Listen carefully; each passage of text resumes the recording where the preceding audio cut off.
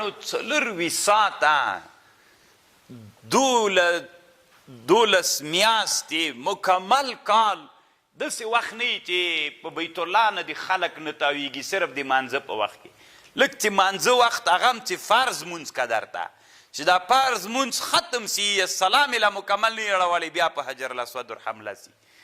شر و شور یو پولیس ورسره ولاړ وي داسې جګ غوندې ولاړ غټ کمربند شی نیولی وي خلک زورونه وروي کله کله داسې حد ته ورسېږي چې یو سړی بیخي مرګ خطر سي بیا هغه پې باندې غږ وروکړي داسې ټیل وایي چې لږ سم سه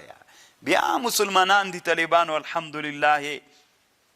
الله د اسلام نورم داسې قوي لري دا هم طالبانو کرونا بعضې خلکو به ویلي وي دا کرونا چې وه دا مازې و سیاسي هغه وله د دې په خاطر چې مسلمانانو دغه اجتماع کافرانو نسو زغملی چې مسلمانان ولې دومره ډېر راټولیږي یو چیرته خو الله دې لږ نور غیرت هم ورکي چې د اسلامي امت مسلمانان د جهاد په سنګرونو کې هم ټول یو جای سره راټول سي دا وارې الله دې د دې توفیق مسلمانانو ته ورکي ځان پرون د اسرائیلو یو د صحت وزیرو لکه سیوه خبره یې کړې وله چې د مونږ جنگ منحصر نسی پاتې کېدلی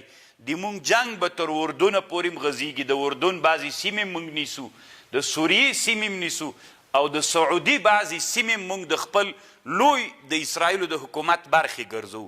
دوه سیمې طالبانو د دوی په امیدونو کې سته د یو خیبر ده زه طالبانو خیبر ته تللی یم هغه وخت کې چې زه خیبر ته لاړم د سعودي حکومت ټول خلک له خیبر نه ویستلی دي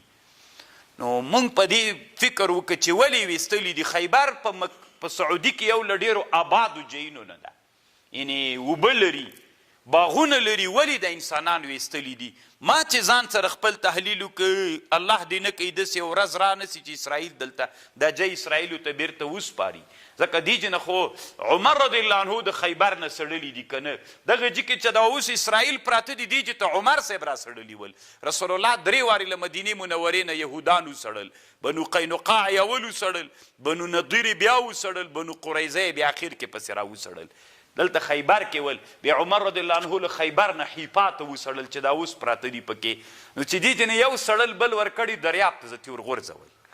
خو بس الله یو بل عمر ته ضرورت درلوده نو دوی بیرته اراده لري طالبانو چې خیبر ته راسي ما چې ځان سره تحلیل وکړ دوی دا کار ځکه کړی ده که بالفرض خیبر ته راسي خیبر کې څوک شته ده نه چې دی پاتې روکي لکه خلک یې مسلمانان یې له خیبر نه ویستلي تنه خره پکې ګرځېدل طالبان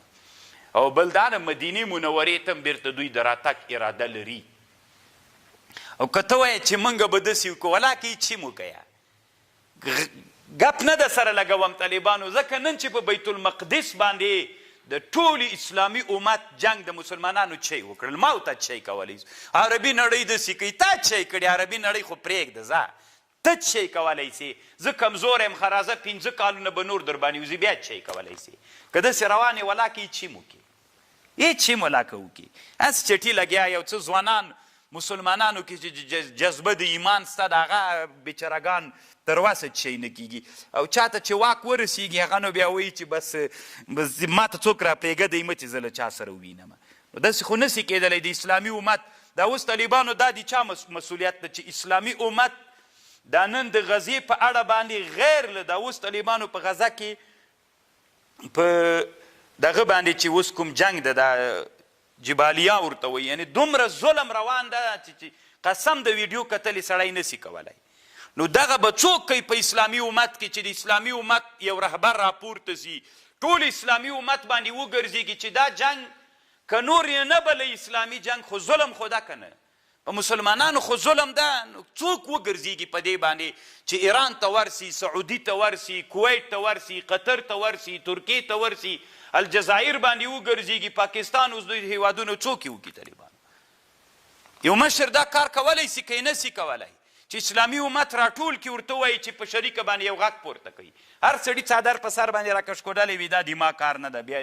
د چا کار ده د پلار کار مې ده که د نیکه کار مې ده او د ما او تا خبرې ته خو څوک غوږ نه نیسي وي ملا خپلې خبرې دې کوه ډېر غږېږه مه څوک یې وکړي دا کار به اوس څوک کوي تاسو خو طالبانو دا څو ورځې ویډیوګانې وینئ یعنې دومره ظلم روان د قسم په الله که خو مسلمانانو ځانونه میږي جوړې کړي هر څه وایي د ما کار نه ده